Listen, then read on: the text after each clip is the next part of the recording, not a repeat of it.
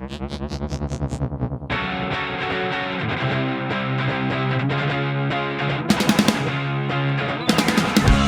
Bigfoot Collectors Club with Bryce, Michael, and Ivy. I know a story of high strangeness or two. Let's do this. Hey everybody, welcome back to Bigfoot Collectors Club, the show where we talk to amazing guests about their personal paranormal history and share stories of high strangeness. I'm your host, Michael McMillan. With me always is your other host, Bryce Johnson. And our super producer, Riley Bray. Bryce, who's over there with you? It's me and Michael Caine from film acting on television. It's you and Michael Caine, working on some you're audition talking tapes? like that. it's you. Is Michael Caine mad that you're talking like him in front of him? Yeah. He is. He's right here, and he's furious, but he's not blinking. He didn't give Michael Caine a microphone. He's just sitting there off mic while Bryce is mocking him to his face. Shut the fuck up, Michael Caine. No, Trying to wait, is that podcast. Michael Caine doing an impression of Bryce now? Like, is Bryce talking as Michael Caine? I mean, or Michael Sit Caine over talking there as and Bryce? watch me podcast. Oh, boy. Show how it's Sorry. done. Yeah. All right, hey, let's just bring in our guest. If you've been listening to BCC for a while, or for podcasts, or podcasts in general, then you'll know our guest this week, and chances are you already love him. If you don't, well, then get ready for this meet cute from High and Mighty and the Action Boys, plus one of my favorite shows from the past year, 101 Places to Party Before You Die. Please welcome back to the clubhouse, Jon Gabrus. Yes. Oh, gentlemen, thank you for having me. Always Boy. a pleasure to This swing is by like- the clubhouse. I feel like we're flying Launchpad McQuack's like ship tonight. This is just like plane is barely off the tarmac. It's here. off to one of those starts, yeah. Yeah. I would mean, I expect nothing started less. fucking talking before you guys were even done introducing No, yourselves. please. I figure if I watch all of you individually set up for a certain amount of time, I'm allowed to start talking whenever I want. That's true. Yeah, you should be Yeah. hosting the show tonight for sure. Gabrus, how are you, man? What's been going on? Have you had anything weird happen? I mean, it's been a couple of years since you've been on the show. Do you have any paranormal updates? Anything strange happened to you? No, nothing really strange, but I've been in a lot more conversations about the paranormal recently, just due to and specifically aliens and stuff, just because due to recent revelations. It's been a couple of years since I've been on. Yes. A lot of stuff has come up, and a lot. I've also prior to that visit and more since that visit have dabbled in hallucinogenics, and Ooh. and I've really found like the brain is capable of pretty wild shit, right? Okay. Like it can get it to do so. That really just opens my mind to like what is an actual paranormal experience, even. Yes, You know what I mean? absolutely. Like could it be a hallucination? Is that, or is like when you trip and have a hallucination, is that you actually seeing something paranormal? Like I have no idea. Right. That's just Sure. not to be the resident stoner, but that's just where my brain has been at a lot lately. Like the power of the mind and thinking more about that, and suggestivity and like how easy it is to just get as caught in something. as someone who would routinely hallucinate in the middle of the night when my anxiety was out of control before I started going to therapy, I will tell you those felt like supernatural encounters. You know what I mean? I mean, I would wake up, and I've told this story before, but years ago I was working on a horror movie, and I like woke up in the middle of the night and saw myself standing over me covered in blood, and I've seen like little goblin things and like ghost ladies, and they vanish. It's like I wake up from a dead sleep and they're there, and they're there long enough for me to like see them and react and think there's something in the room, and then they vanish. But my therapist said that's just my anxiety manifesting itself in mysterious ways. See, that's that power of mind shit, chicken or egg, Yeah. right? Like, damn. I don't know, man. I think these psychotropics sort of, if you imagine our brain like a receiver, and when you take some type of entheogenic, it can actually just sort of shift the receiver a bit, and it can allow information as well as entities to sort of communicate through that new channel that you've opened up.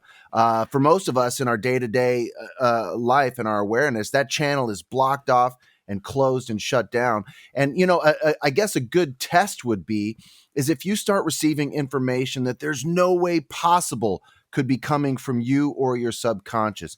Terrence McKenna, famed psychonaut, would talk about, all these information floods, these downloads that he would receive. And he would often test that information to see if it was accurate or if there was actually something there. And he often found that there was all types of information that was coming to him that he had no idea how it arrived in his head.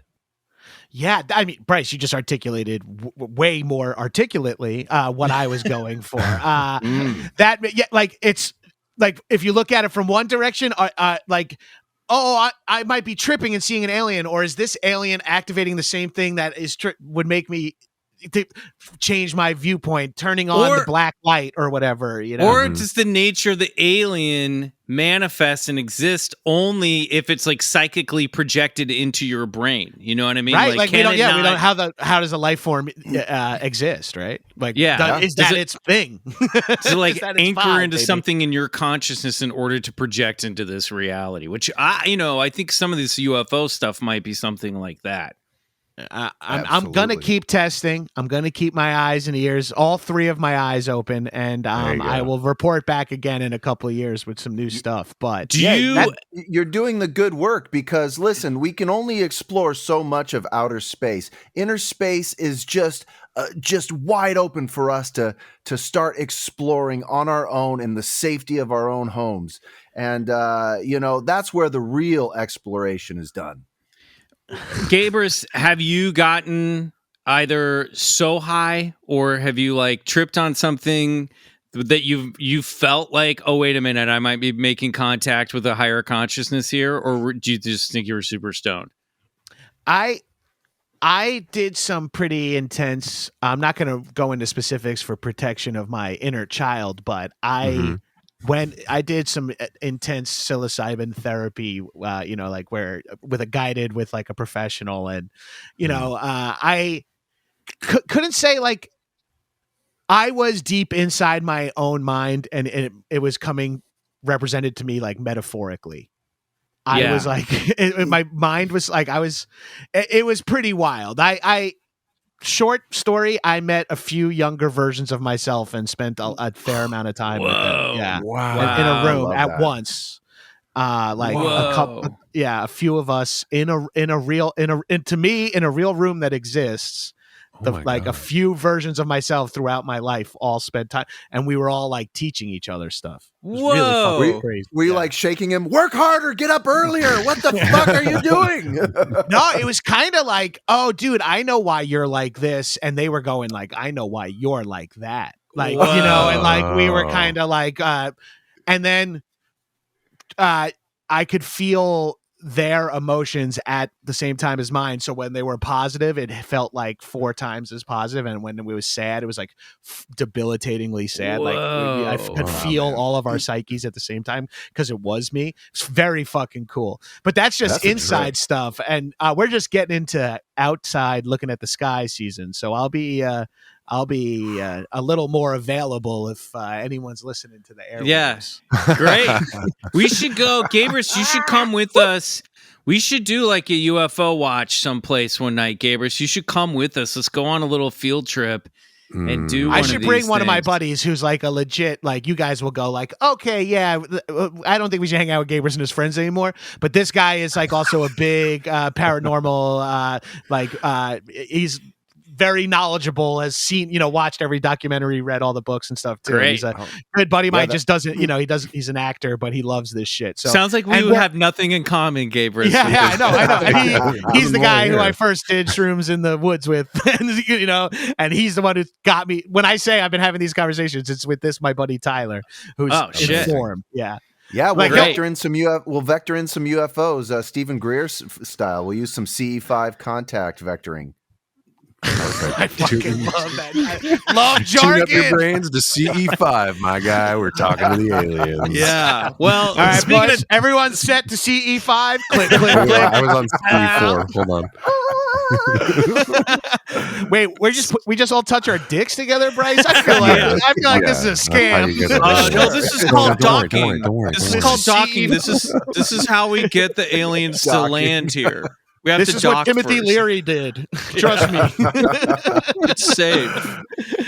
All right. Well, speaking of making contacts with aliens, we're going to hear some listener stories tonight. That's right. We're digging into the L files. These are stories that you, the listeners, have sent in to us to BigfootCollectorsClub@gmail.com. But before we get to that, Riley, better get ready for this because Bryce has brought in some BCC news. All right. That's right, boys. Well, Gabrus is right. Things are kind of popping off in the UFO world. A lot of new information, a lot of juicy little tidbits coming out, and it's a great time to be interested in the UFO phenomenon. So I found this little news article. And it really sort of stems off of, so I don't know if you guys know this, but Jeremy Lockyer Kenyon Corbell, friend of the show, filmmaker of Hunt for the Skinwalker and Patient 17 and the Lazar film. Well, he's got a new podcast out called Weaponized that he hosts with George Knapp. I always love that, George Knapp and Jeremy. They're just doing some incredible stuff. Anyway, so this came out in the Liberation Times. And the trusted headline news source. Wait, hold on. Let me go grab the hard copy. I think it just got landed on my porch. It says here, former chief for defense contractor that ran Area 51 claimed knowledge of recovered flying saucer and live being as Congress looks to uncover details of alleged illegal UFO programs. I'll read on here. Here we go. Oh, wait, where's all the text? Okay, here it comes. Okay. I'm always a mess with these things. This is by Christopher Shaw. So, Alfred O'Donnell, a senior manager of EG&G, the defense contractor that managed Area 51, claimed the quote, they did have a flying saucer that had been recovered from New Mexico and a quote, live being, according to investigative journalist George Knapp, who interviewed him on numerous occasions. According to Knapp, O'Donnell, when speaking about the being, told him, quote, we didn't know what it was. To tell you the truth, we couldn't communicate with it. In the beginning, we didn't know what it was. We didn't know where it was from, and we didn't know what to do with it. Knapp added that O'Donnell compared the being's appearance to former presidential nominee Ross Perot, unlike the classical gray-looking alien. Wow! Yes. Oh, shit. Knapp also shared a story about a former female employee defense contractor, Holmes in Narver, who allegedly had knowledge about, quote, crash saucers, recovered materials, and what sounded like a Roswell-type incident. Now, before Knapp was scheduled to speak with her, the woman was intimidated by unknown agents, which caused her to cancel the meeting. Even after 2 decades, she refused to have a meeting. Now, this goes on to say all kinds of stuff about, they're really just rehashing this conversation between Jeremy and George in their podcast. So let me just flip to this other part here. I just love the idea of like 3 or 4 military guys in a room looking at like an alien that looks like a little old man with big ears. And they're like, we don't know what it is. Like, we've never seen one of these before. I don't know why I can't get my brain off the idea of it would be so crazy if you were sending like a spy ship to go, and you were like, let's just put on this weird little fucking like fake. Oh, let's send the weirdest looking pilot in case they crash, and we could just they'll think it's an alien. It's like send the little guy. It's like he's like let me go, and everyone's like fine, man, get in there. And they send this dude, and they're like he crashes the weird spaceship that they were testing out, and it's like oh, it's aliens, and whatever other country is like whoa, swoop, we just got away with it. Well, you segued that perfectly because on our 3-part Roswell series, we sort of went through some of the theories that were undergone, and one of them was Annie Jacobson's Russian child. One of my favorite authors. Yes. So now listen to this. In her book, in Area 51, an uncensored Bryce, you were very upset by this revelation, by the way. I think this was on the other side. This was not in the main 3-parter. So, well, get this. If you're Patreon, go check it out.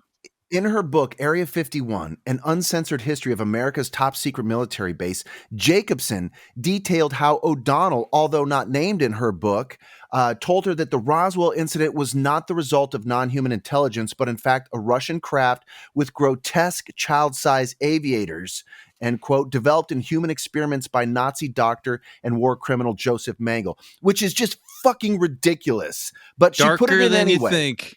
Now, but listen, after visiting Russia following the Cold War, Knapp, who is basically, he went to Russia and talked to all their UFO head guys, disputed O'Donnell's version of Roswell through his Russian contacts, including Professor Valery Bergdakov, an aerospace scientist whose mentor was Sergei Korolev, the father of the Soviet Union space program. Knapp discovered that the Russians were just as mystified about the Roswell incident as the Americans. Quote, Korolev told Stalin the phenomenon was real, end quote. He told him, quote again, that the UFOs were not dangerous to our country, but they were not manufactured in the United States or any other country. Stalin thanked him and told his opinion was shared by a number of other specialists.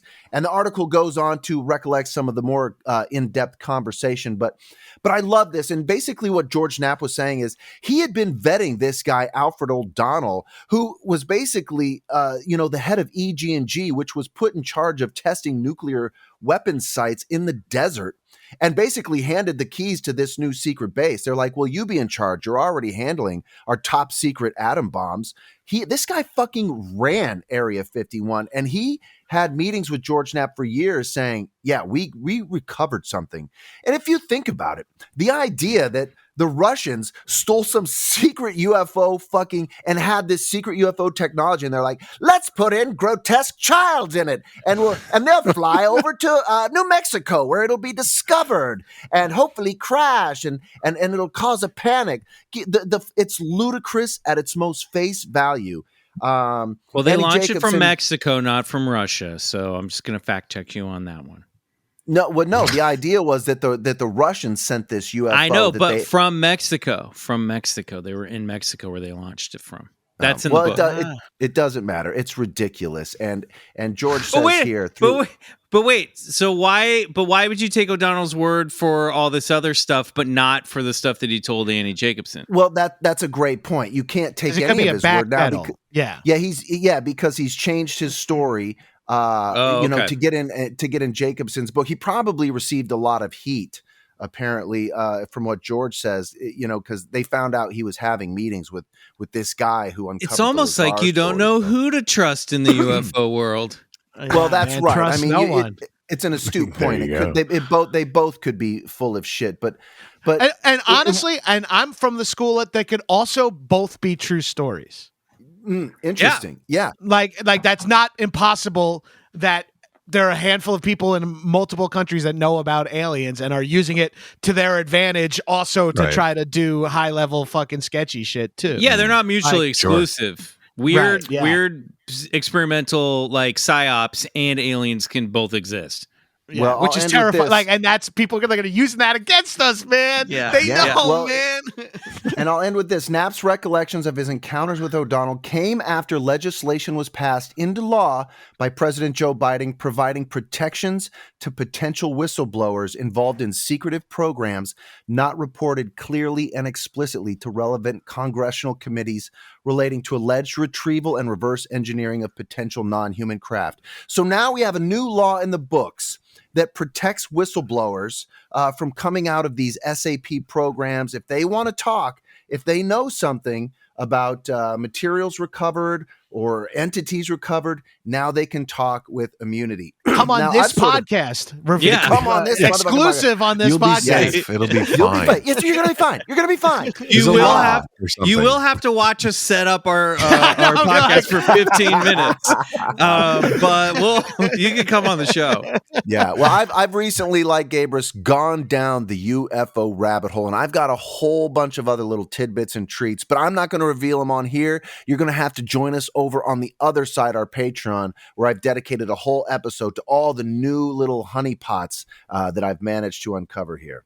Sweet. If I can plug an Annie Jacobson book real quick, Surprise, Kill, Vanish, about the kind of the history of the CIA and what they were up to, and like some sketchy. Oh man, you got a lot of great anecdotes in there. Guys fucking skydiving with a nuke strapped to their chest to see if that would be a viable way of bringing a nuke into a halo diving, high altitude, low opening with a fucking nuke strapped to his chest. A guy who was running ops into his 80s. That man was Tom Cruise. Billy Wah is his name, and I'll never forget. It's a cool name too. I highly recommend that. Yeah, it's good listens too. Great. Whoever their reader is on the audiobook is good too. Wow. So, Gabrus, when you hear this stuff, Area 51, all this stuff, like, where's your head at with this right now? Now, here's my thing.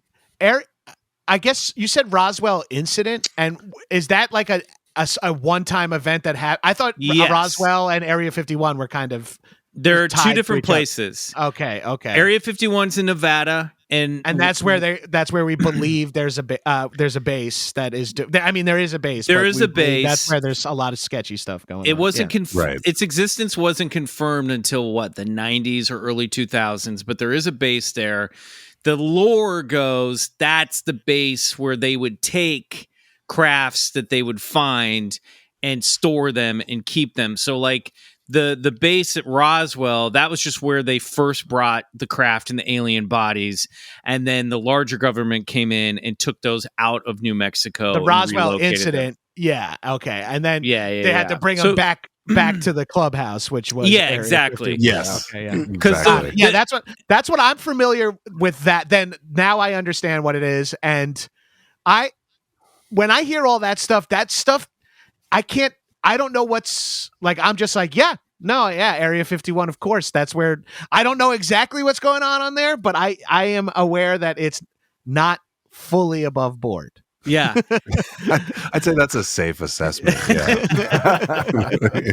I don't know how fishy about that Area 51. I don't know it's active. Something though. I know it's active still. My buddy and I drove out there a few years ago, and we got buzzed by a stealth bomber coming over this hill. It was fucking awesome. This thing just buzzed my Prius flying over. We're like, whoa. So it's still an active base. I just wonder if this stuff does exist, that they haven't moved it to some other location now. It's too popular, Absolutely. Of course. If we're talking about it, it's already somewhere else in some deep underground military base. Yeah. I don't want to go full political cynic here, but there's a chance even if there is alien bodies, we got them, Area 51 could still have been created, and we're all the information. That's the smoke screen. Is Area 51? That's the trickle of information. It got us all focused on that. Meanwhile, at Fort Bragg or whatever, there's just it's at the top of the Space Needle is where it's all really that's where they have bodies. But everyone's Naruto running at Area 51 because that's what the government wants us to know, man. Yep. Yeah. Look over here. What an innocent time. Yes. Run on Area 51. That's a nice nostalgic, fond memory. All right. Well, we're going to take a quick break. When we come back, it's time to dig into these L files.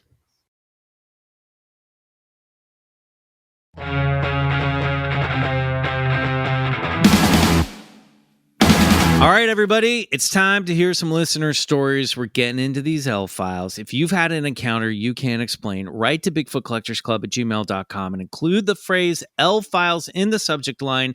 We might read it on one of these episodes in the future. And I just want to say something.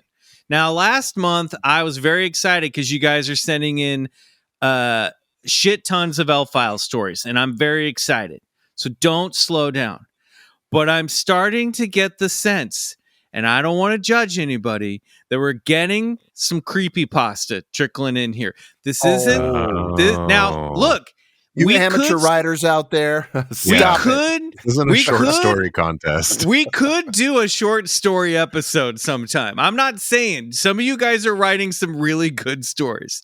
I had a lot of questions about the Florida she-beast last month, and there were a few of these that I almost put in the show tonight or might be in the show tonight where I'm like, now y'all are fucking with me, okay?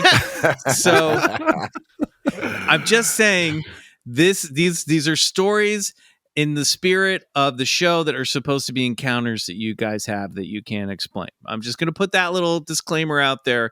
But that being said, let's dig into the first L-File. Riley, what do you have for us? All right. Yeah. We want to believe, but make it believable. If you're going to lie. Right. Just like, at least, come on. All right. Fly here hard we go. with a vengeance, baby. That's good. harder. Yes. Hey guys, my name is Alan and I live in Minnesota. I'm writing this in the first week of February 2023, and this happened just a few weeks ago. I was sleeping and I had this weird urge while I was dreaming that I needed to wake up, as if this urge was like, "You are in danger, wake up." I woke up in a panic and looked around and couldn't see anything in my room. My clock said it was 3:30 a.m. Then I looked out the window. I saw a black figure standing across the street. And it was just a figure and pitch black, like a shadow figure. I stared at it for a few seconds, and then it started to walk off behind the houses. The weird thing was that it felt like it wanted me to acknowledge it before it walked off. Then in the morning, I went to the spot where I saw it standing and saw no footprints in the snow, even though I swore I saw this figure walking away. All right. Well, Shadow Man in the snow. Shadow Man in the snow, where did you go? Shadow Man in the snow, where did you go? Shadow Man in the snow. You woke me up in the middle of the night just to make me watch you walk away. Shadow Man. Shadow Man. That is pretty trippy that he gets sort of a warning in his sleep. You are in danger. Wake up, you know. Yeah. In the hour of high strangeness. That's, now we've I heard mean, that these- is the hour of high strangeness. 3:30 a.m. 33. Oh, I a.m. did. right I'm not there. familiar with this. Is Oh, this yeah. like a So this recurring is- motif at 3:30? This is a Yeah. liminal, this is a pattern that recurs over and over again. This is a liminal time-space window in the wee hours of the morning, but especially 3:30. If it has a 3 in it, like there's some high strangeness about to fucking go down. That's wild. Now, The other thing that stuck out was I felt like it wanted me to acknowledge it. Like Yes. I was going to bring that up that's too. like a Yeah. fucking that's a psychic intrusion. That's that's terrifying. Yeah. now And it's sort of see- like the thing like, oh, you woke up and now you see me. Like, what? Just like maybe you won't be so lucky next time, and then it just like walks off without footprints. Yes. Very- This is what I'm talking about earlier, Gabrus, when you're talking about your mind's connection to this thing. You know, is this a telepathic being or is it something that's already connected to your subconscious? You know what I mean? And that's how we see it and communicate with it. You know, I don't know. Because we Is it definitely hear these. symbolic? Like, is your brain sending you something symbolic because it knows you can't handle something so literal? So it's Right. Yeah. like maybe you're on the verge of a heart attack at 3:31, and like there's just something that like wake up and like and then draw your attention to that. Like, who knows? Or is it you're a fucking someone you wronged in the past, like coming back to try to kill you? Like, it could be anything, and that's scarier. Man. This shit scares me more than aliens. Like, aliens feels like just meeting a crazy animal. This shit is just like Just a space lion. Yeah. Man, you are one crazy animal, ET. I don't know what's up with you. Meet this No, but I know fucking what you mean, weird though, 'cause- animal, man. Just Gabrus coming out of the woods with an alien gray like around the neck, holding it up. Look at this weird fucking animal thing. I found. Let's I don't eat think it, it's a man. raccoon, but I don't know. Grill it up. But we hear just immediately eat it. We do hear these stories in UFO lore too of this idea of like I was compelled to look outside or go outside of my house.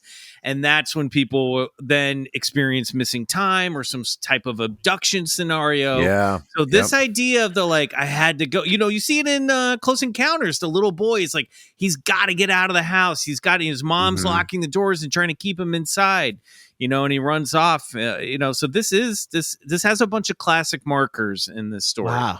That's fucking cool. I know what you mean too about like it's scarier that it's like sort of blurring the line of like, is this a projection from my subconscious? Is this my like how much is in the perception of the thing and how much is the thing itself? Like and that's what's so scary, right? Where it's just like where the line is and what you're perceiving.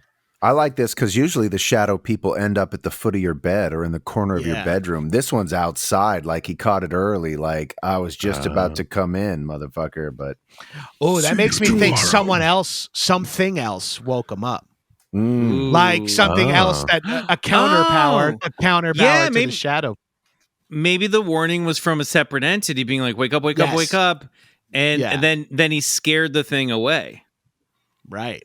Damn. The forces All of right, light and dark. Gabrus, we have a letter from Anthony. Will you read this one, please? My name is Anthony, and I've been listening to you guys for a few weeks now, and your podcast is very interesting, and it gives me goosebumps all the time. I'm telling this story in hopes of finding an explanation. To prepare this story, I want to say that I've never really believed in ghosts or anything strange, but I've always scratched my head about this. I live in Corning, New York, shout out upstate, and I live at my mom's house for a long time. But that house was always very strange. Like if we were sitting on the couch, you could see the stairs and everyone would always see a shadowy figure at the top. But we all just ignored it. And my mom, oh boy. And my mom always said that things flew off the wall randomly, but I never believed it. Hey, listen, when your mom says things are flying off the wall randomly, believe her. Believe it. Believe what your mom all is women, especially mom. I'm not one who dreams a lot, and when I do, it's usually good dreams. Me and my brother slept in the same room for all of the first 13 years of my life. We had bunk beds, and they were set to where you can see the door, which obviously has the attic, because why wouldn't it? But now, one night, hold on, I'm confused by this part. It was set where you could see the door, which obviously has the attic, because why wouldn't it? I feel like something's missing here. Maybe this is a door that looks out into the hallway where we can see an attic. I think that's what they're saying. And it's creepy. Like the view through the door. Yeah. Well, I think that's... Well, while we're... I'll get back, because I actually lived in a very similar situation, which is funny. Really? But one night I fall asleep, and then in my dream, I look to my right, and there was this thing hanging upside down from my attic. Yep, we were all right about the layout. And I remember this thing so vividly, like it was yesterday. The thing was shaped like a bigger person, but it had spikes coming out of it, and it had bright red eyes, and the thing was pure black. What? And I woke up, and I was like, wow, that was weird. But it got weirder. Like I said, me and my brother shared a room, and I was talking to him maybe a year ago, and we got on the topic of my mother's house, which was weird because we never talk about her house. Then we got on the topic of how creepy that it was. I brought up my dream, and I could tell my brother was bothered, and he told me he had the same exact dream.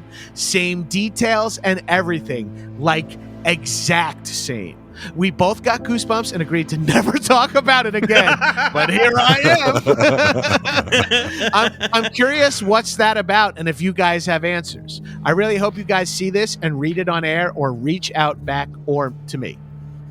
I love like no one is talking in this family about the clearly demonic force that's haunting mom's house for decades. I don't want to profile, but this person is in their 40s and they come from that family of we don't talk about it. Because I was like, how do you hide that? How do you not talk about things flying for 13? I'm like, oh yeah, we didn't talk about like alcoholic dad forever, until If after we didn't he talk died. about dad, we don't have to talk about the shadow person at the top of the Yeah. stairs.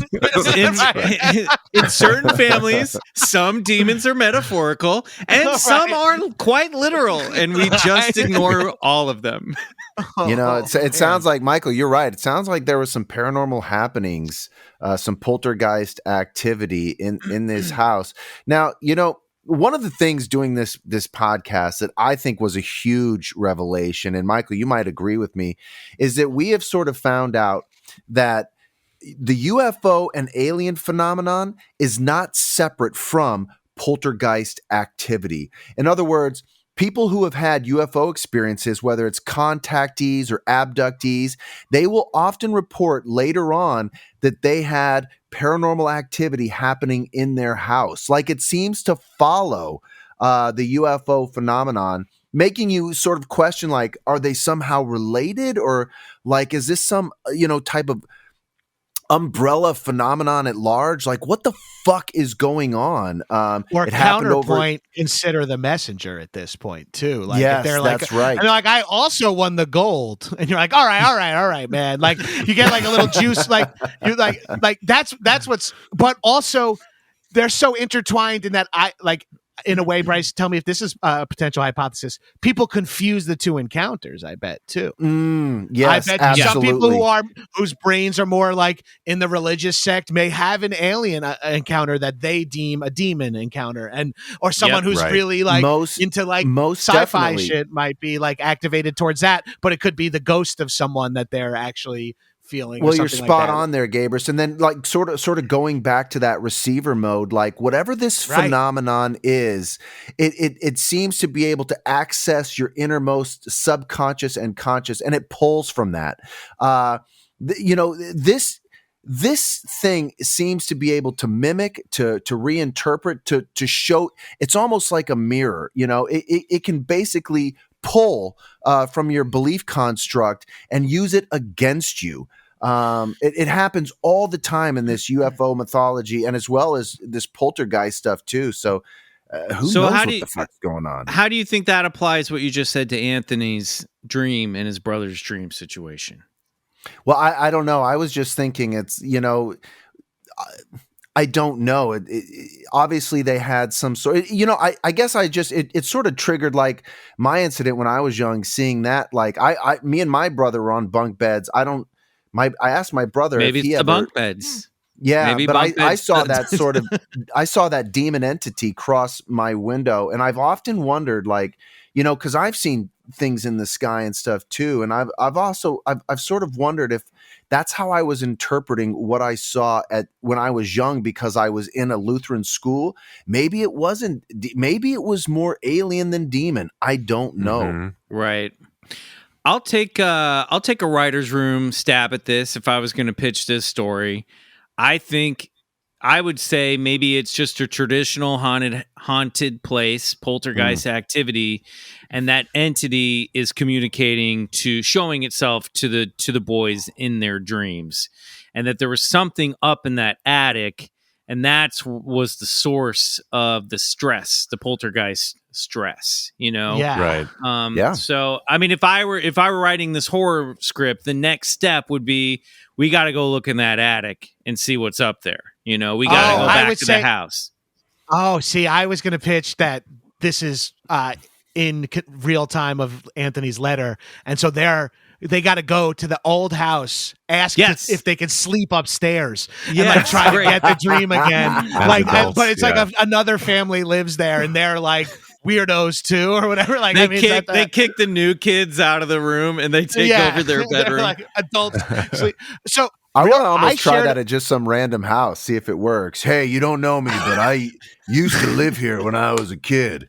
No, we built this house. That's bullshit. Well, now wait a minute. I was an entity for a while in your house. I dig too the description of this thing, like a bigger dude with like spikes coming out of it. Gabrus, I know you're D&D guy, this sounds very like sounds D&D. very Death Knight, There like you go. Evil Knight, the Nazgul of the ring wraiths from Lord of the Rings. Sort of Classic. the demon knight configuration is what came to mind for me. And that's classic teen boy projection of some, you know what I mean? Like if you were to if something wanted to be Going like, back oh, to I know how to creep these kids out. They look at these. They're reading the Monsters Manual before bed every night. Let me fucking scare them with a little Death Knight. Yeah, love it. Death Knight. I shared the attic bedroom. A visit from the Death Knight.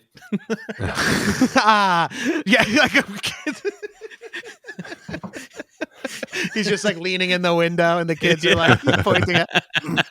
Hey boys. You did you have some attic antics when you were growing up?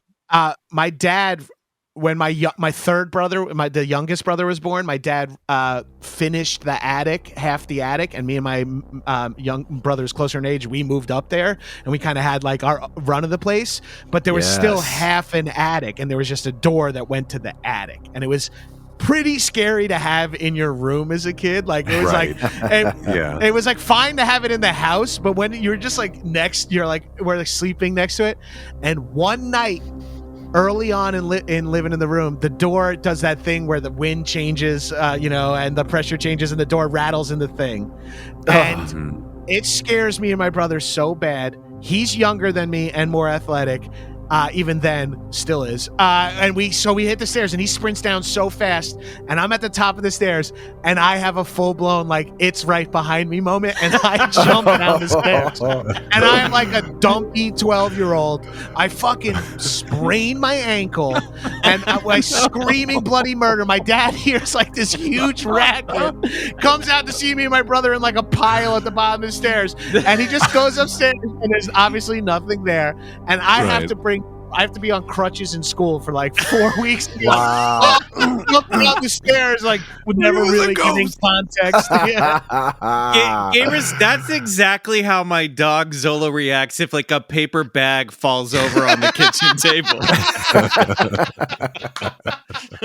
I have big Labrador energy, I've been told. Oh, that's great. Oh, man. All right, Bryce, what do you got for us? All right, let's pull one here from the grab bag. Okay, here we go. Hello, Michael, Bryce, Riley, and special guest, Jon Gabrus. My name is Cohen, and I have a very peculiar hobby. I collect and house cursed and occult objects. I also rehabilitate associated spirits. Nice. Cool. Okay, cool. Now, I know what you must be thinking. What the fuck? Is he crazy? Actually, we're like, no, that's fucking dope. I hope he knows. Wrote into the right podcast, bud. Yeah, right. I hope he knows how to protect He's like, himself. wait a minute. I thought this was fresh air. Never mind. Dearest Terry. Now, I know that can be a big deal for some people, but cursed objects are a common and rather normal thing for me. I have history with an eldritch cult that I am no longer part of. As a totem crafter and chaos magic infuser. Oh, we'd get along great. I could talk for hours about my collection. And yes, they all carry something with them, be it a spirit, energy, or curse. Each item has its own story I could tell, and my time as a cultist has many crazy tales. But I'd like to highlight just 2 items rather quickly for you. If you happen to enjoy reading about them, I may share more about my collection to you all. Feel free to narrow the story down to one or the other if you end up sharing this on the podcast. Item 1. An old straight razor that likes to cut people through gloves and clothes, but is dull to the touch and impossible to shave with. Whoa. This razor is fickle and has cut several people I've let hold it, even when wearing protection and folded shut. These cuts are never too deep and have yet to require stitches, but it now lives on a shelf away from curious hands. There is no particular spirit attached to this razor, and no obvious enchantment or energy placed deliberately on it. And I am unaware of any nefarious history attached with it. In the end, this item has since its time in my collection cut 4 people who have tried to handle it. All right, let's pause right here and discuss this. Spooky. That sounds like a fucking enchanted like dagger. That's like straight out of like Wheel of Time. That's some that is some fucked up shit. I don't like it. Yeah, I would keep track of the rest of the 4 people who got cut by it. I'd like updates on their lives. yeah. Dude, that's a fucking cursed weapon. It's like plus 2 to poison damage or some shit. You got to be careful. Yeah, like if you're eating breakfast with one of them, make sure that their bowl of Cheerios isn't actually just a bowl full of maggots. Like, pay attention to their behavior. Item number 2. Shit. This guy's pitching himself as a guest, and he should be. Right. I don't want to open the floodgates for the rest of these creeps to be done. I also have a good story. Yeah. Item number 2 is an old skull with a past history of use in voodoo and witchcraft. This skull houses a spirit I refer to as Old Thomas. When I first acquired him and brought him into my collection, he was not happy. He would knock things over loudly to cover the sound of turning off light switches and constantly demanded to be placed up high on his own shelf. He, the spirit, has calmed down since he has come to realize I mean him no harm and that he has free reign of his space. Whoa. Trust me that this is a safe decision. My whole house is heavily warded, and most of my collection that carries a conscience or intelligence are free to act as they please in their space, with the understanding that if they try to go outside, then there will be consequences. That's great. Anyway. Oh, man. If you guys have got yourself into a position where people say the phrase, "Don't worry, my whole house is warded," to you guys, you are living a good life that people must, "Don't worry, my house is warded." I've never heard that phrase in my life. This is a dream come true. I mean, if I had $1, yeah. I know. Anyway, Old Thomas had one other request rule. Do not touch. One day, I had to break this rule as his shelf needed adjusting and I had to move him. Now, normally the wards I carry on my person are enough to keep the worst from happening to me. But partway through the adjustment process, while he was off his shelf, after picking him up, I had to switch my shirts because I spilled something on it. While I took my shirt off, my charmed pendant accidentally came off with it, and Thomas seized the opportunity to attack with a curse. Now, this curse isn't anything I get worked up over, as I did disrespect his request, and to anyone other than me, the particular curse would be a nightmare. The curse is activated when I talk about him or touch him, trigger warning, and is manifested by the feeling of needles being pushed into my left eye like a pincushion. Whoa. Now, this is nothing to do what other items have done, and since no actual physical damage is done, I feel there's no reason to try and remove the curse. Yes, this just triggered it, and no, you reading this or talking about it will not make it worse or trigger it again, I promise. Wow. Ooh, sorry about that. I feel there are guys, every time we talk about Old Thomas, Cohen gets a needle in the eye, so we gotta be careful. This is fine. It's fine. Yeah, it's fine to talk about Old Thomas. Yeah. I feel that there are plenty of more stories to tell, and I'd be more than happy to. But for now, I feel these two have taken enough of your time. And unfortunately, I do not send photos of most of my collection, as some things I've shared or shown to others have invited hitchhikers, and I'd hate for you all or your guests to have a sudden new entity to deal with. Again, Thank you. I'm a huge fan of the BCC and hope you enjoyed the small peek into my collection and hobby. Bravo. Bravo. Wow. Fucking hell. Also, is Old Thomas just a cat? Because that feels like big cat energy. Just leave me alone. Don't touch me. I want to be. I want to be on the top of the shelf. Wow, yeah, that is wild. Old Thomas just sits by the heater. This shit's awesome. I love. This is like something out of like a Miyazaki movie. Like I feel like you live in an enchanted house. Going. This is crazy. Yeah, it's like sure. Old Thomas is like Wilson. It's like his Wilson in this house. Oh man, I mean, it takes a certain individual to sort of live with a bunch of haunted or imbued objects. I mean, I have my own little sort of magic box next to my bed, but nothing sort of has powerful properties like it sounds like this guy's items do. You know what I mean? If I have to wear any protection in my own house to protect me from things inside of my house. Right. I'm not trying to tell my man how to live his life, but maybe we should be in like 2 property type situation. Like a second, Get a like duplex. Like a pool house, maybe. Yeah. Oh my Maybe you need a gosh. back house, like a little separated, convert a garage or something, like the fucking what are those movies with Patrick Wilson? They have like their little room with Annabelle and everyone in it. Oh, The yeah, Conjuring. exactly. Yes, The Conjuring. yes.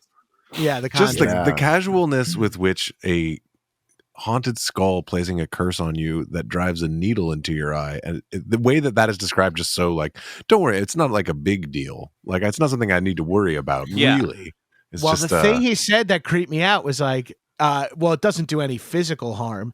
That's posits kind of like a different curse he's had did something physically represented. Oh, you know what I mean? Like, Good I was point. like, yeah, well, hey, at least this time it's not like my fingernails keep falling off. You know, you're like, it's just figurative pain. You're like, oh, sick. Well, see you around, man. Here's your FedEx package. It came to my house. Jeez. Run. We're selling Zillow. Wow. Well, Cohen, I would be remiss not to mention another great podcast that I think you might really enjoy, the Haunted Objects podcast, hosted by Greg and Dana Newkirk, paranormal heavyweights. And they just started a podcast. You could find it anywhere you get your podcast and on YouTube as well. But that's what they deal with. They have their own occult and traveling museum of haunted objects. You might enjoy that. That's Okay. fucking cool, man. Yeah, great. I'm just so happy to know there are people who live their life with making the choice of like, well, I'll just keep these haunted objects and like just keep like. When you hear about people who like choose to be social workers and you're like, what beauty? Yes. Like, thank you. I'm too Right. self-centered. I need to be an actor. I'm so glad other people are. And then you hear about someone's like, I help guide. You're like, oh, I'm just glad people like you. It's like, don't worry, my charmed pendant protects me. Like, there are just people out there doing that. And if you I'm believe protecting them, you from the razor that cuts you when you hold it. exactly. And if you my believe God. this guy, we should be thankful and thank God. And if you don't believe him, he ain't bothering you. This is Right. like Yeah. the perfect fucking guy, right? He's like in his own house going, I'm protecting the world. And you're like, thank you. And if he's lying, he's not in our faces about it, right? He's in his house Right. dealing with fucking old Thomas. Like, this is a dream guy to run it's a into. perfect person. We believe you, Cohen. I believe All right. him. I think we got time for one more. This is a little bit longer, so I'm gonna burn through this one. So All right. here we go. I met the devil, and it told me its name. Oh, wow. Howdy, Michael, Bryce, Riley, and guest, yes, Gabrus, and the ghost of the clubhouse. I started listening to BCC after Markiplier's episode and instantly fell in love with the spooky stories and chill vibes. I'm listening to the entire back catalog, and I'm currently on episode 69. Nice. He said that, not me. So if I say something strange or don't make an obvious connection, it's because I'm currently living with the ghost of podcasts past, and it has a lot to say. For context about my upbringing and personality, let me lay a few things out before I get into the story. Great. 1, I grew up with a Christian mom and an atheist dad. My dad now loves to speculate about how about the show Ancient Aliens. I'm sure you're familiar. 2, I'm agnostic, more or less. I think someone or something is pulling the strings and conducting secret symphonies, and though I love to speculate, I'll never dare say what the truth of reality really is. Oh, I'm writing that down for a Shadowbat song. Secret Symphonies. That's good stuff. Nice. 3, in an effort to give myself some credibility here, I'm inclined to tell you that I work in a laboratory. I cannot tell you which, and I cannot tell you the specifics of what I do. What I can tell you is that my work involves a very high level of attention to detail involving children's safety and a great deal of chemistry. Okay? If your kid doesn't burst into flames when sitting near a fire, you have me to thank. Nice. All right, you know what? Let's thank this guy for this job as Yes, well. thank you. Thank Yeah, Looking for out that. for society. Yeah, I couldn't do it. I'm too self-centered, so I appreciate it. Yeah. 4, I've had night terrors since I was a kid. In fact, my earliest memory is a night terror. All it was a scene, the starry night sky slowly panning from right to left, then a dark, bat-like shape swooped over me, and I awoke to existence. 5. Many of my night terrors are incredibly detailed and can feel as though they last several hours or even days. There are often people in my dreams I've never met before. Sometimes they're very near and dear to me inside the dream, and knowing they stop existing when I awaken feels like a watered-down version of dealing with the death of a close friend. Not fun. Now, I've kept you waiting long enough. It's time for the story. I've had night terrors my entire life. Daily nightmares were not uncommon, and weekly was all but expected. About a year ago, I had a horrible night terror that left me shaken for days. It would take me a long time to explain its contents, and the dream itself felt like it took place over the course of about a week or so. So I'll only give you the important bits. What started as a dream about visiting family near the coast, I'm unsure which coast, ended in an apocalyptic vision of a world fallen to the vicious rampage of a single entity. A war of tremendous scale using mid-1800s weaponry against a single threat. As for the entity itself, it is the source of the terror that followed me into the waking world. It was a horrible perversion of life and the human form. It was gray-skinned, had a thin frame, black eyes, and a mouth filled with teeth that were splintered and broken. Its smile was unnaturally wide, and it smiled every time it laid eyes on me. Its limbs ended in sharpened, bloody, bony points, and it used them to stab into the floor, ceiling, and walls to crawl toward me at a rapid pace. As time went on within the dream, eventually ending with my soulmate and I running away from the entity through a birch forest at golden hour, the entity grew larger and larger. It began the size of a toddler at the beginning of the dream, and by the end, ended up being the size of several buses as it grew increasingly aberrant and distorted. As I've said before, the dream shook me, terribly so. I suffered many night terrors in a short span of time following that encounter. That is until the last dream, the true reason for my email. I was in my room. It was That was the dark. prequel dream. Yeah. In the middle of the night, and I could sense myself fast asleep in my bed. In this dream form, I stood at the foot of my bed, perfectly still, waiting, though I didn't know what I was waiting for. It soon made itself known. A small, lanky figure, entirely made of darkness. It was the absence of light and space, blacker than black, a thing without distance or detail. It crawled towards me slowly, keeping low to the ground with its head craned upward to look at me. Though it had no face, I could see its smile. I could feel its smile and devilish gaze boring into me. If you're struggling to visualize it, think the shadow version of Smeagol, though keeping lower than normal to the ground as he crawls on all fours. Oh, Terrifying. gotcha. I climbed over my bed and clambered about, circling around my room as I tried to keep my distance from it. I got the feeling it could easily have reached me because every time I'd falter or trip, it would stop and let me gather myself before continuing its slow, methodical pursuit. I'd never felt such deep, all-encompassing fear in my entire life. It was an emotion beyond reason, beyond the faculties of the mind. I can only describe it as a fear that fractured the edges of my soul. Oddly enough, despite this fear it was projecting onto me, I knew it wasn't my own. It was artificial. Like I said, a fear beyond reason. Somewhere, far away, where my true emotions lay, I felt that this entity was here to help me understand something. The entire time it was egging me on, never speaking, though it forced thoughts into my mind. Sounds, a name. The entire goal of this entity, the entire point of its appearance, was trying to get me to speak its name. I could hear my physical body in my bed murmuring helplessly, slurred syllables and nonsensical grunts until finally I spoke aloud whatever it was trying to get me to say, and I woke up. I lay there, paralyzed. Though my body lay motionless, my eyes flicked rapidly around the room, scanning for any signs of the creature, but it was gone. Then it occurred to me, I had woken myself up by saying something. What was it? For some reason, I was terrified I would forget, so I sprang from my bed. My concerns about the thing in the dark suddenly evaporated, and I started Googling the sounds I thought I'd said. I was fumbling and bumbling from random search to random search, began sounding out the syllables using muscle memory and the vague sounds I'd heard in my state between sleep and being awake, and tried to figure out what I said. Barbara? Baal? I know the name Baal, but I also know his lore. That's not right. God, what was it? I swear that was the sound. But the second word, Baron? Bear-a? Bearith. I froze. Balbereth. That was it. I searched the term, afraid of what I'd find, and sure enough, I got a hit.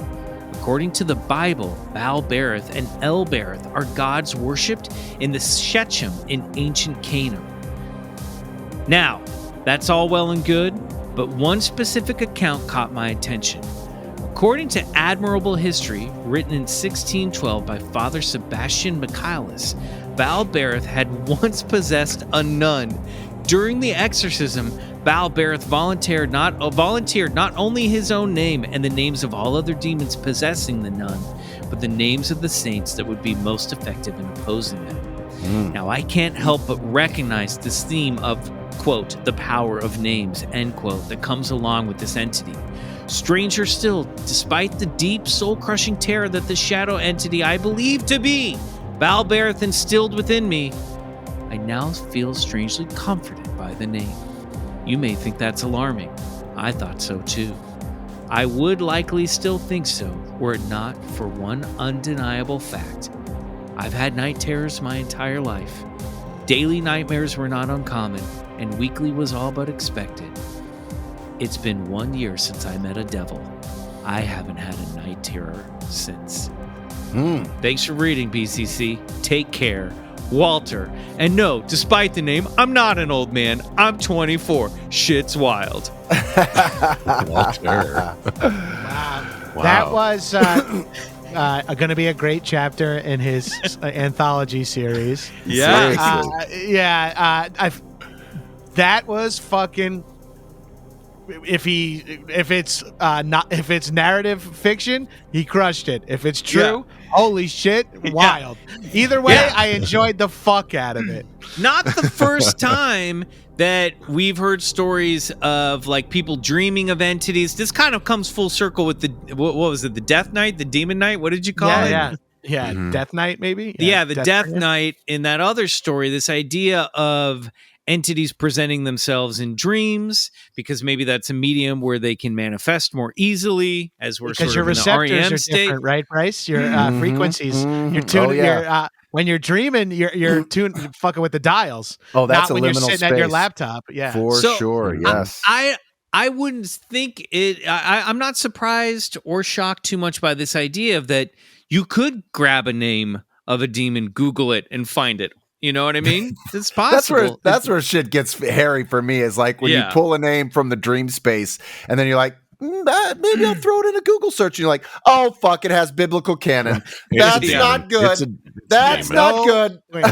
Well, maybe it's a good part of the Bible. Wait, there's rarely any good parts. Well, don't you remember, Bryce, when during the Oops All Bryce episode, your buddy from Expedition Bigfoot who had the near-death experience? Oh yes, yeah, Newton.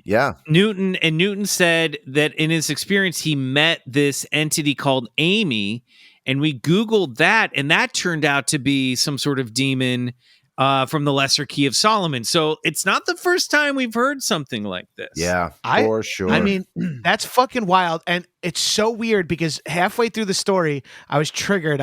As a fantasy novel reader, and I just listened to the King Killer Chronicles. The first book is called The Name of the Wind, and the whole thing in that, in the lore of these stories, is that once you can know the name of something, you have power over it. Like learning the name of the wind is like, because the wind is the hardest thing to nail down its name, but once you do, you have power over it. Yeah. And it's just funny because that's what I was thinking the whole time. And I'm like, holy shit. And then it is a symbolic lore thing too, to like someone to know someone's name. I mean, it's a human instinct is to name everything we encounter. In the beginning was the Word, and the Word became flesh. And so like Walter, like having this like this power of this demon to scare away the nightmares basically now. Like he's spoken the name and now he's got like a guardian demon You have scare off power the That's over metal, it. Riley. That's fucking metal. Yeah, Yeah. Guardian Demon. Yeah. That's pretty fucking right. That's a guardian demon. Smell the dark. We work together now. The coolest fucking Pokemon, Balpathar. Yeah, there's Totally. there's one Pokemon catcher that's just simply catching demons and using demons against Pokemon, just winning every battle. Oh, Riley, that's a really positive look at that story, because the negative look to me was he's like, that demon's like, I got to get this motherfucker to say my name so I can wreak havoc on the material plane. Yeah. Right. Well, And hopefully now that he wasn't doesn't have the to plan. bother him. And now he doesn't have to bother him anymore because he's fucking. Oh, and that's why he doesn't have night terrors anymore? Because he's on. now? He's out. He's fucking. Yeah. You know. Well, we've just Oh, amplified yeah. that if that's the case. So Yeah, Oh, shit, I'm just glad Michael read that letter and not me. Yeah. Hey, you're the only one that said the name, so. I'll be shit! I having just been screaming it so much. Oh fuck! I'll be having no bad dreams tonight. Cut to me just being like lifted 6 feet above my bed as like 8-inch iron nails pierce my body. I just have a glorious wet dream screaming the demon's name. Screaming the name of the demon. Fill my pants. Trippy, Jon man. Gabrus, thank you so much for Yeah, joining woo. us. Yeah. Listen, guys, I have been binging High and Mighty on the regs lately. I listen to the show, but I've been like going back, listening. Gabrus, we've spent a lot of evenings doing dishes together. I just want to thank you for that. Thank you. One of my favorite podcasts. I just love all the conversations you have with your guests on that show. So where can people find that? Where can people find the Action Boys and anything else you're working on? Wherever you're listening to podcasts, you can find High and Mighty. It's everywhere. So wherever you're listening to this podcast, just open it up. These guys have been on my podcast. Maybe start there. That seems like a good entry point for fans of BCC. Gabrus always says it on his show. You're on the app right now. Just scoot over to High and Mighty and hit follow. Yeah. That's all you got to do. And then Action Boys is a Patreon podcast, but we have some free episodes out there to get you hooked, give you a little sniff. So you go out there and get on that. And then thank you for all the compliments, Michael. About 101 Places to Party Before You Die, now on HBO Max. One of the true good experiences I've had. Great in Hollywood. show. One of the few true Yeah, how good could it not be experiences with I've a had. title like that? Yeah. I know. Yeah. If you guys I know. have not watched this show yet, go watch it. It's so much fun. It's such a I love shows. I say this to my girlfriend all the time. I'm like, I love movies and shows that are a good hang. And that show is designed to be a great fucking hang. Love that.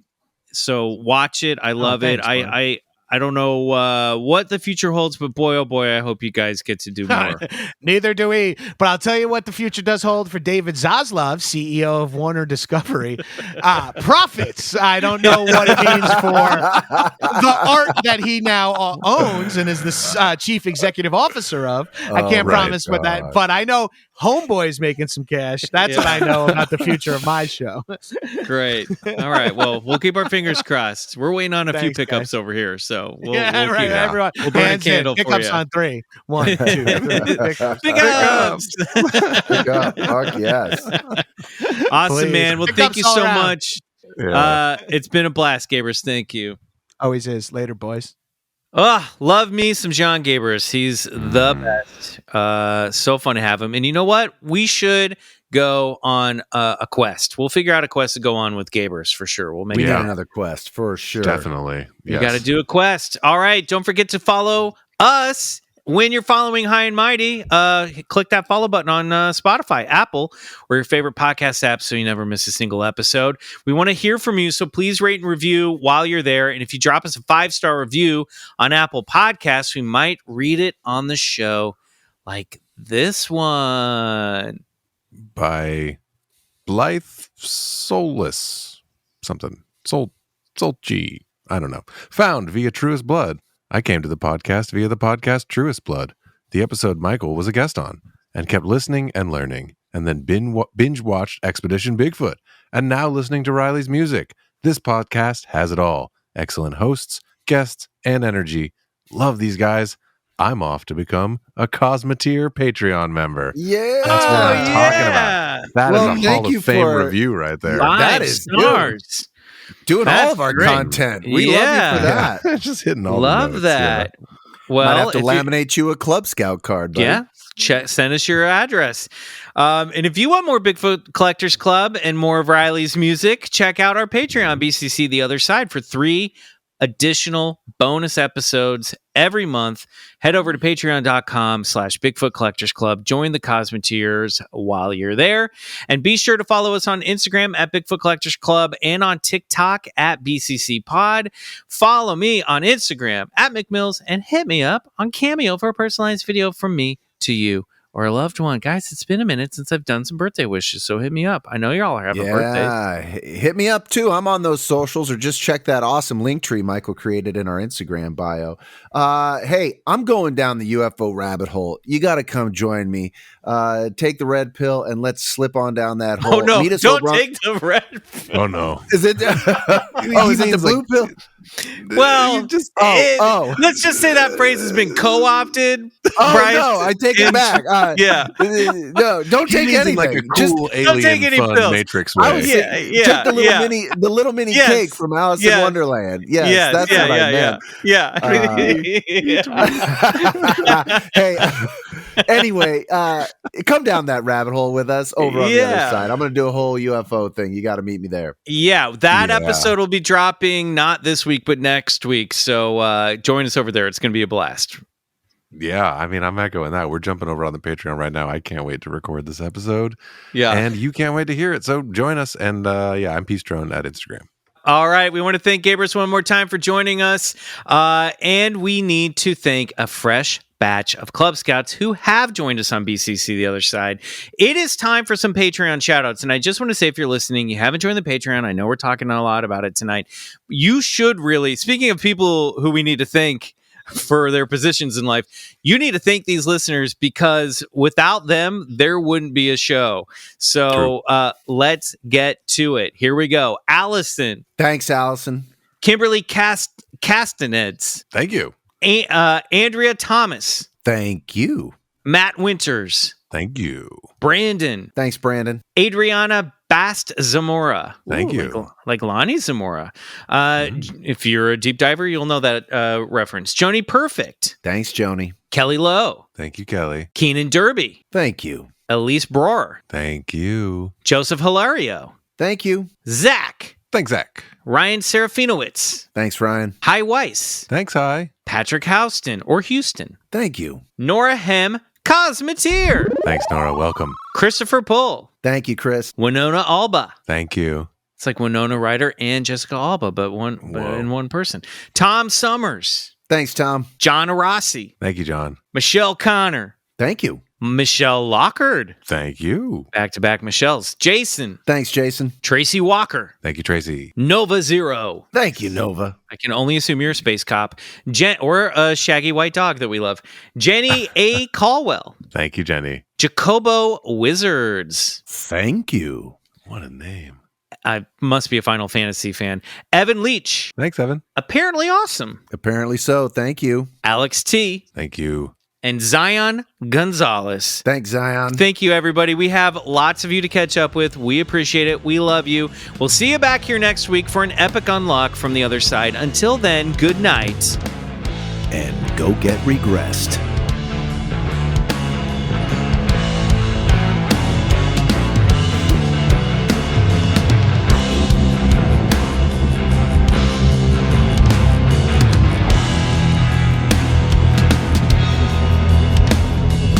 Bigfoot Collectors Club is produced by Riley Bray and Michael McMillan and scored and engineered by Riley Bray.